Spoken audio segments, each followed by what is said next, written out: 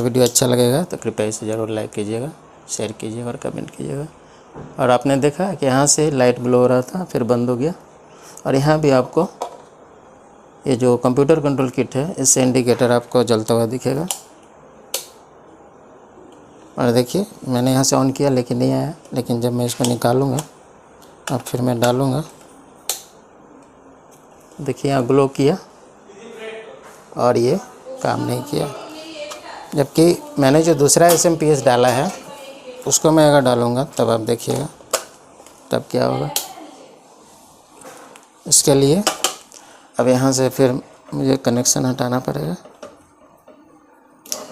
पहले मैंने इसकी पावर को ऑफ कर दिया है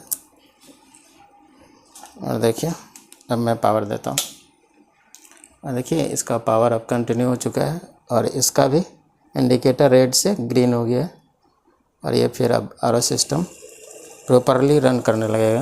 और देखिए सिस्टम रन हो गया और इससे जो पानी आता है वो देखिए रिजेक्ट वाटर, और इधर से जो प्योर वाटर आता है वो भी आना शुरू हो जाएगा। थोड़ा वक्त लगता है प्योर वाटर आने में।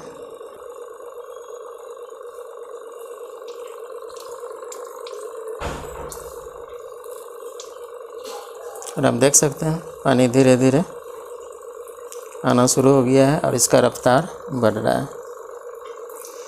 तो इस तरीके का फॉल्ट होगा, उस स्थिति में आपको SMPS चेंज करना ही पड़ेगा।